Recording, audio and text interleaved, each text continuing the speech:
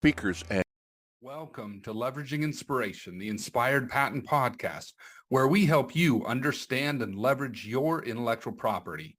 I'm your host, Wayne Carroll, and I'm excited to bring you insights and stories from the success and failures of others. I always start with a disclaimer. Nothing in this podcast should be construed as creating an attorney-client relationship. We are not providing legal advice. This podcast is for educational and informational purposes only. This week, we're talking about the internal company IP processes.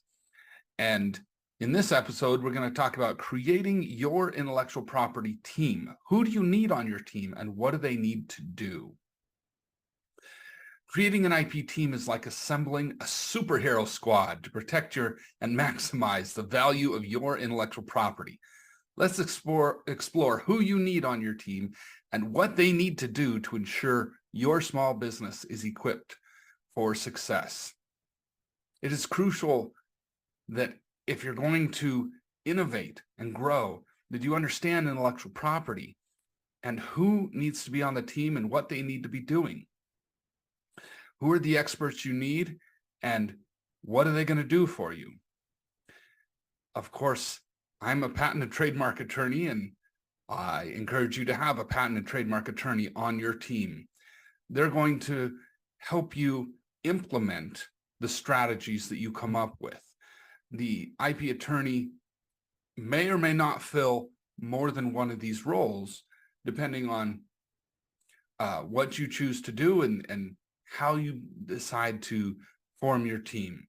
So the main goal of the intellectual property attorney is to make sure the rights are protected properly through agreements, through filings in the trademark office, filings in the patent office. And then if there's infringement issues, that they make sure that those infringement cases get moved forward and make sure that litigation is started if needed, and give good advice on what makes sense for the cost of litigation, the cost of enforcement, and the cost of protection, as well as timing and all those other issues. The next person on your superhero intellectual property team is an IP strategist or consultant. If you have an internal person, this can work great. And sometimes a member of your team may fill this role as one of many hats that they wear. And they can help you develop a comprehensive IP strategy that aligns with your business objective. If you have that position and it's not filled by your patent attorney, they need to communicate that strategy with the patent attorney, communicate what are the goals, what are the budgets around those goals, so that things can work as best as possible to accomplish those goals within the budget. So the IP strategist can help align the timing and the strategy. That can be done by a patent attorney as well. A lot of large companies will go through a process, as I mentioned in a previous episode this week, of quarterly looking at what new ideas, what inventions should they file, should they start the process that quarter, and then mapping out what else is needed, what's the time frame, what's the budget for those things. Keeping track of all that can be done internally in a company so that they have control of that internally. An IP portfolio manager would also be tracking what licenses you have. You may need to take licenses for other people's intellectual property and keeping track of those. When does the intellectual property that they have expire? You don't want to pay licenses for technology that is no longer under intellectual property protection. A proper agreement should end when that technology runs out, but making sure that if you do need that technology for your business and it hasn't run out, that you keep getting a license so you don't end up infringing and operating without a license to other people's technology and intellectual property. Of course, you're going to need inventors and innovators on your team. As we discussed in a previous episode, you might be able to recruit all of your employees to be your innovators, to be your inventors, to submit ideas, and let them know that it's not just the engineers that can come up with ideas. Anyone in the company can come up with an idea that can be implemented. And if it's the type of idea that should be patented, then their name could end up as the inventor on a patent application. So they're, of course, a vital role. You can't get a patent without naming an inventor. You have to say who conceived of the idea, one or more persons. It can't just be a company in the United States. It needs to be an actual individual person. IP portfolio manager might be the person who is managing those invention disclosures, those submission of ideas into the company's portal and organizing them, collaborating with, if somebody has a great idea, then you bring them in and say, we're going to go forward with your idea. Let's flesh that out. Let's get it ready for disclosure to the patent attorneys, or we're going to send out searching.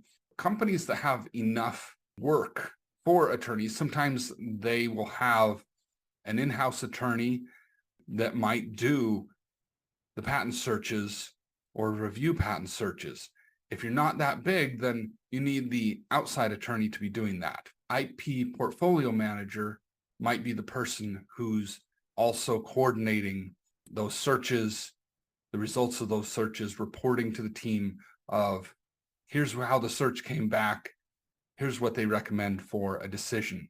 It's going to be a team effort between the IP strategist and the IP portfolio manager with the new technology of where are we at in the process, and tracking those and saying, at what point do we say yes or no, and having those steps set up of knowing this is the point where we say yes or no to go forward with a project.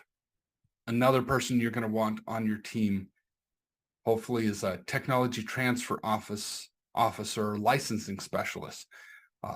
It's great when you can find ways to license your technology to others where they get the benefit of your innovation and you get paid for that, typically based on what their success is. So you're partnering together. You want them to succeed so that you can get more money from their use of your intellectual property and your technology. A technology transfer officer, licensing specialist is going to help negotiating the license agreements. And this may also be necessary if you're in a technology area where you're going to end up needing to license technology from others.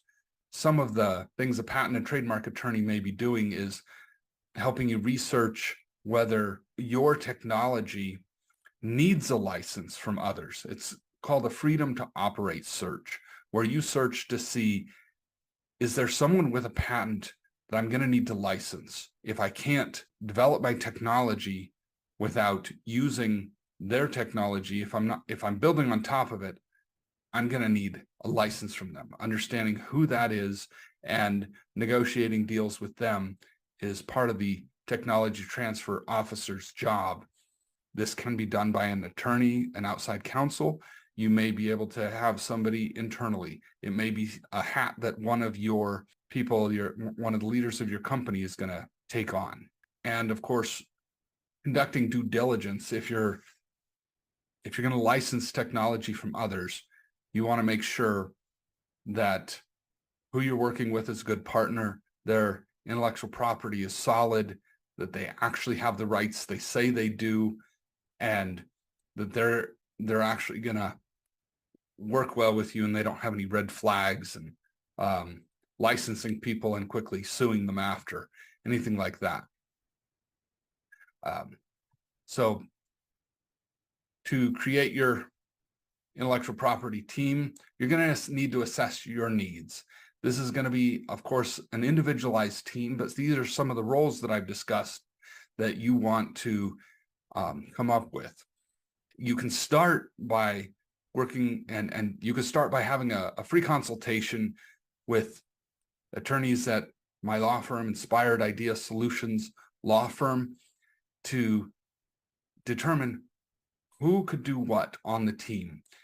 How much is going to be done by the attorney? How much is going to be done by members of your team, and or whether we want to bring in other people that are going to be consultants or contractors to fill some of these roles. And once you have decided who's going to do what, make it really clear. Educate your team and establish a regular meeting schedule, whether that's a Slack channel, a regular Zoom meeting. I worked with Bose for the speaker company as an intern, and they had regular meetings where their outside attorney came in on a regular basis. I think it was twice a month, and discussed where are things at, the progress of things. So they had a meeting with their IP team on a regular basis to make sure they were getting projects moved forward as best they could, overcoming the problems and discussing what needed to be done next. Also, subscribe to this podcast anywhere you get your podcasts. It's Leveraging Inspiration. It's also live on ibgr.network on Fridays at 3 p.m. I'm Wayne Carroll, and this is Leveraging Inspiration. You've been listening to Leveraging Inspiration, the Inspired Patent Podcast. We are live on ibgr.network at 3 p.m. Eastern Time every Friday. You can also find us anywhere you find your favorite podcasts. Our show today is sponsored by Inspired Idea Solutions Law Firm, an IP boutique law firm where we put your strategy first, use a proven process for success, and guarantee zero hidden fees. You can find us on the web at z3ip.com. That is Z as in zebra, the number 3, and IP as in intellectual property.com.